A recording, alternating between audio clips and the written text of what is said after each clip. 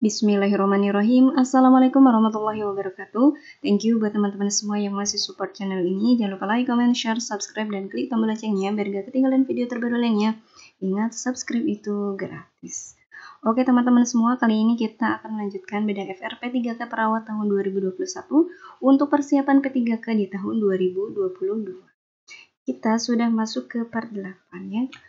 Nah, kali ini kita akan membahas seputar data laboratorium, pemeriksaan fisik, dan juga data penunjang. Oke, langsung saja ke soal pertama. Tuan H usia 40 tahun dirawat di rumah sakit dengan keluhan mual muntah sejak 3 hari yang lalu. Klien mengatakan nyeri ulu hati dan terlihat sklera dan kulit berwarna kuning. Dari hasil pemeriksaan fisik terdapat nyeri tekan pada daerah hati. Pasien didiagnosa hepatitis. Apakah pemeriksaan laboratorium untuk membantu mendiagnosa kasus tersebut? A. Hb, B. bilirubin, C. HbSAg, D. LED, E. Ronsen. Jawabannya teman-teman. Oke, jawabannya itu yang C ya, HbSAg. Tes HbSAg ini atau hepatitis B surface antigen ini adalah tes yang dilakukan sebagai salah satu cara untuk mendeteksi penyakit hepatitis B dengan pengambilan sampel darah vena. Nah, jika hasil tesnya itu positif, hal tersebut menandakan bahwa virus hepatitis ini terdeteksi di dalam tubuh seseorang. Jadi jawabannya adalah HbSAg. Oke, soal kedua. Seorang bayi laki-laki usia 2 hari dengan berat badan 3000 gram datang dengan keluhan demam dan malas minum. Riwayat kelahiran, ibu demam saat melahirkan. Ketuban pecah 20 jam sebelum lahir. Bayi langsung menangis. Frekuensi napas 64 kali per menit, suhu 38 derajat Celcius, waktu pengisian kapiler 2 detik, leukosit 3000 per milimeter kubik, CRP 12 mg per dl, glukosa darah 35 mg per dl. Pasien didiagnosis sepsis neonatorum. Apakah pemeriksaan laboratorium yang diperlukan untuk membantu mendiagnosa penyakit pasien tersebut? A. Hb, B. bilirubin, C. leukosit, D. trombosit, E. kultur darah. Jawabannya teman-teman. Oke, kita jawab ya, yaitu yang E, yang kultur darah. Nah, analisis kultur darah di laboratorium sampai saat ini menurut Taggart-nya di tahun 2020 penelitiannya itu merupakan masih merupakan metode yang digunakan untuk mendiagnosis agen penyebab sepsis. Ini dengan kepastian tertinggi dibandingkan yang lain. Nah, namun pengobatan antimikroba empiris biasanya dimulai sebelum hasil kultur tersedia karena ya hasil kultur darah ini diperoleh sekitar 2 hari setelah pengumpulan sampel. Gitu ya. Jadi untuk pendiagnosa sepsis ini salah satunya adalah melalui pemeriksaan kultur darah. Oke, selanjutnya soal ketiga. Seorang perempuan berusia 40 tahun datang ke poliklinik dengan keluhan mual muntah. Hasil pengkajian, pasien mengatakan nyeri ulu hati, terlihat warna sklera dan kulit kuning. Hasil pemeriksaan ditemukan adanya pembesaran hati dan nyeri tekan pada area hati. Pasien didiagnosis hepatitis. Apakah pemeriksaan penunjang yang tepat pada kasus tersebut? A. Pemeriksaan feses, B. Pemeriksaan urinalisa, C. Pemeriksaan biopsi hati, D. Pemeriksaan ronsen, E. Pemeriksaan SGOT, SGPT. Jawabannya teman-teman. Jawabannya yaitu yang E ya, pemeriksaan SGOT, SGPT. Nah, pemeriksaan SGOT dan SGPT ini bertujuan untuk mengetahui kondisi organ hati apakah masih berfungsi normal atau mengalami kerusakan. Nah, ketika jumlah SGOT dan SGPT-nya itu tinggi, itu dapat menandakan bahwa adanya gangguan fungsi hati dan juga kerusakan sel lainnya. Yang salah satu penyebabnya itu adalah karena adanya proses infeksi. Contohnya disebabkan karena virus. SGOT ini adalah enzim yang biasanya ditemukan pada organ hati, jantung, ginjal, hingga otak. Kemudian kalau SGPT ini biasanya enzim yang paling banyak ditemui di dalam liver. Jadi jawabannya adalah pemeriksaan SGOT dan SGPT. Oke, selanjutnya soal keempat. Seorang bayi usia 5 hari dirawat di rumah sakit. Hasil pengkajian bayi menolak menyusu. kulit dan sklera tampak kuning, kulit teraba dingin, suhu tubuh 36,5 derajat Celcius. Frekuensi napas 37 kali per menit, frekuensi nadi 116 kali per menit. Apakah pemeriksaan penunjang untuk mengetahui penyebab kondisi pasien tersebut? A. Biopsi, B. Ronsen, C. Bilirubin, D. SGOT, SGPT, E. Ureum kreatinin. Jawabannya teman-teman. Oke, jawabannya adalah yang C ya, bilirubin. Nah, ikterik atau jaundice atau kuning ini merupakan kondisi klinis di mana terjadi perubahan warna pada kulit serta mukosa menjadi kekuningan. Ini dikarenakan adanya suatu peningkatan kadar bilirubin di dalam plasma, yang kadarnya itu mencapai lebih dari 2 mg per dl. Nah, pemeriksaan kadar bilirubin ya, ini merupakan salah satu pemeriksaan laboratorium. Tujuannya adalah untuk mengetahui fungsi hati dan juga saluran empedu, apakah masih baik atau tidak. Nah, kalau misalkan fungsi hati dan saluran empedu yang baik ini dapat ditemukan kalau misalkan jumlah kadar bilirubinnya itu ya totalnya itu normal, yaitu kurang dari 2 mg per dl. Itu ya teman-teman. Jadi jawabannya adalah untuk menentukan ini ya pasien dengan ikterik itu kita melakukan pemeriksaan bilirubin.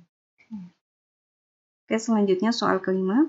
Seorang pasien usia 24 tahun dirawat di rumah sakit dengan apendisitis. Hasil pengkajian didapatkan nyeri ulu hati menjalar ke perut kanan bawah sejak 3 hari yang lalu, demam dan nafsu makan menurun. Leukosit 14.000 mm3, kemudian perawat melakukan pemeriksaan palpasi pada abdomen kanan bawah. Apakah hasil pemeriksaan yang ditemukan? A. Nyeri tekan, B. Nyeri referral, C. Distensi abdomen, D. Nyeri tekan dan nyeri lepas, E. Redup atau peka. Jawabannya teman-teman. Nah, jawabannya itu yang D ya, nyeri tekan dan nyeri lepas. Nyeri abdomen adalah keluhan utama si pasien tersebut tadi ya. Lokasi nyeri dapat membantu kita mengarahkan pada organ penyebab nyeri yang dirasakan oleh pasien. Nah, salah satu lokasi nyeri abdomen yang paling sering itu memang pada titik MC Burnaya atau 2/3 antara umbilikus dan anterior superior iliac supin atau asisnya. Kita bisa lihat di gambarnya di sini adalah MC Burney point atau titik MC Burney. Nah, nyeri pada titik ini mengarah pada appendicitis. Hasil yang ditunjukkan pada pemeriksaan palpasi ya. Pemeriksaan palpasi atau penekanan nih pada MC Burney point ini. Nah, itu hasilnya ada dua, yaitu ada nyeri tekan dan juga nyeri lepas. Nyeri tekannya positif, nyeri lepasnya juga positif. Nyeri tekan itu ketika kita mempalpasi ya, palpasi di titik ini ya MC Burney ini, maka pasien itu akan merasakan nyeri.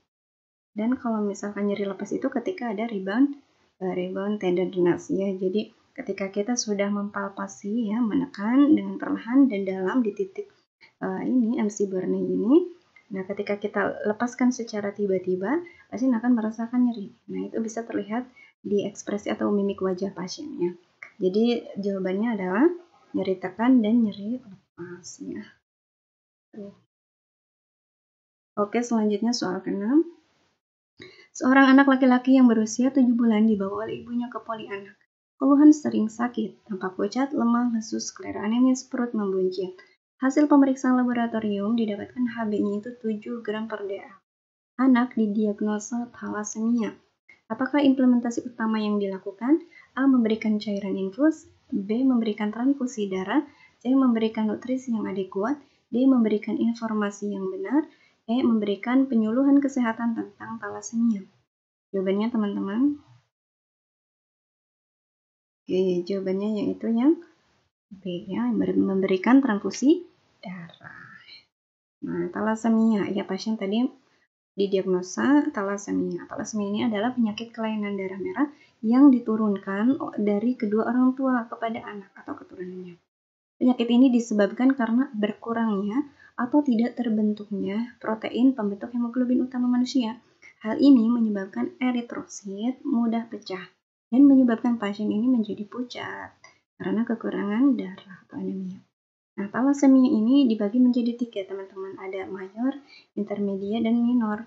Nah, pasien tersebut tadi ya, itu mengalami thalassemia mayor ya. Biasanya thalassemia mayor ini diketahui sejak bayi, dengan gejala seperti pasien tadi ya, tampak pucat, lemah, lesu, sering sakit, kadang disertai perut yang membuncit. Pasien ini membutuhkan transfusi darah terus-menerus seumur hidup, setiap 2-4 minggu sekali. Nah, melalui pemeriksaan darah, kita juga dapat ditemukan ya kadar HB yang rendah. Beda kadar MCV dan MCH yang rendah juga, dan hasil analisa HB yang abnormal. Pemeriksaan genetik dilakukan melalui pemeriksaan DNA. Jadi jawabannya adalah thalassemia mayor, yaitu ini ya, dilakukan implementasi yaitu memberikan transfusi darah.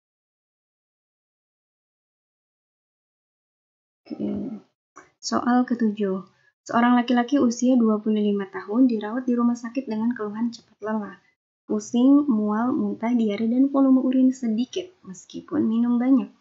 Hasil pemeriksaan laboratorium ditemukan nilai BUN 50 mg per dl. Apakah kemungkinan diagnosis pasien tersebut? A. Gagal ginjal akut, B. Infeksi saluran kencing, C. Nefrolitiasis, D. Asidosis metabolik, E. Glomerulonefritis. Jawabannya teman-teman?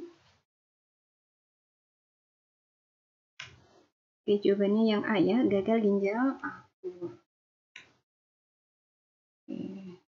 Nah, tadi diketahui ini nilai BUN-nya ya. Nilai BUN-nya itu adalah 50 mg per dl. Tadi usianya itu 25 tahun. Ini 25 tahun atau dewasa muda ya, yaitu normalnya 5-18. Nah, tadi nilai BUN-nya itu adalah 50 mg per dl, jadi tinggi ya. Kita lihat pemeriksaan ureum atau blood urea nitrogen atau BUN ini sangat membantu menegakkan diagnosis gagal ginjal akut. Pengukuran ureum serum dapat dipergunakan untuk mengevaluasi fungsi ginjal, status hidrasi, menilai keseimbangan nitrogen, menilai progresivitas penyakit ginjal, dan juga menilai hasil dari hemodialisa. BUN ini merupakan sisa zat metabolisme protein ya, di dalam hati, dan zat ini seharusnya itu dibuang ya melalui urin karena beracun. Kadar ureum yang tinggi ini dapat menandakan bahwa ginjal itu tidak berfungsi dengan baik, sehingga ketika nilai BUN-nya itu lebih dari normal, maka diindikasikan bahwa pasien tersebut mengalami gangguan pada ginjalnya atau mengalami gagal ginjal akut. Oke. Soal ke-8. Seorang perempuan usia 23 tahun G1P0A0 datang ke Poli KIA dengan keluhan merasa lelah terus-menerus, kesemutan, morning sickness, wajah tampak pucat, dan tampak kurus. Pemeriksaan antropometri apakah yang tepat dilakukan pada pasien tersebut? A. HB, B. BB, C. TB, D. lila, E. kolesterol. Jawabannya teman-teman?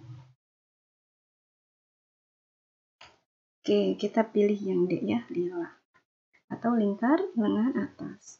Nah, pada kasus di atas, pasien ini mengalami gejala ya, lelah terus-menerus, kesemutan, morning sickness, dan wajah tampak pucat, serta tampak kurus. Nah, hal tersebut ini merupakan gejala dari kekurangan energi kronis atau KEK. KEK ini dapat diidentifikasi dengan pengukuran lila atau lingkar lengan atas. Nah, ketika lila ini menggambarkan keadaan jaringan otot dan lapisan lemak bawah kulit atau lemak subkutan di lengan atas ibu hamil yang digunakan sebagai cadangan energi di dalam tubuh. Ukuran lila ini tidak dapat berubah sewaktu-waktu ya, seperti berat badan. Nah, itulah mengapa untuk pengukuran lila ini digunakan sebagai indikator status gizi pada ibu hamil. Nah, jika nilai lilanya itu kurang dari 23,5 cm, maka dianggap berisiko ya KEK atau kekurangan energi kronis. Jadi pengukurannya itu dengan menggunakan lila ya. Oke, soal selanjutnya, soal ke-9. Seorang remaja usia 16 tahun datang dengan keluhan tidak pernah haid. Setiap bulan mengeluh nyeri perut bagian bawah selama 5 hari. Hasil pemeriksaan inspekulohimen tampak menonjol kebiruan. Apakah kemungkinan diagnosa yang tepat? A. Amebicous genitalia, B. Hymen imperforata, C. Kista Bartolini, D. vulvovaginitis, E. chlamydia. Jawabannya teman-teman. Oke, jawabannya yaitu yang B ya, Hymen imperforata. Oke, kita lihat penjelasannya. Hymen imperforata ini adalah kelainan selaput darah yang tidak menunjukkan adanya lubang, ya. Jadi tidak ada lubang selaput darah, atau hiatus hymenalis. Nah, kondisi ini biasanya baru diketahui ketika wanita telah memasuki waktu menarche atau menstruasi pertama. Nah, karena tidak utuhnya bentuknya, biasanya akan menimbulkan gejala seperti terhalangnya darah keluar dari vagina, misal saat menstruasi. Nah, adanya keluhan nyeri perut dan juga ada rasa tidak nyaman di bawah perut. Darah yang terkumpul di dalam vagina dan menyebabkan hymen ini tampak kebiru-biruan dan menonjol keluar. Atau kita sebut hematokolpos. Nah, apabila kondisi ini dibiarkan, maka uterus ini akan terisi dengan darah haid dan akan membesar. Nah, untuk memastikannya memang harus dilakukan pemeriksaan USG. Dan biasanya memang tindakan yang harus dilakukan ya untuk kasus hymen imperforata itu ya dengan menggunakan operasi kecilnya untuk melubangi selaput darah, sehingga darah-darah yang tadinya terkumpul ya terperangkap di dalam vagina itu bisa keluar sehingga tidak ada nyeri lagi. Kayak itu teman-teman. Oke teman-teman semua, part ke-8 kita cukupkan dulu, nanti akan lanjut ke part 9. Teman-teman tetap semangat. Assalamualaikum warahmatullahi wabarakatuh.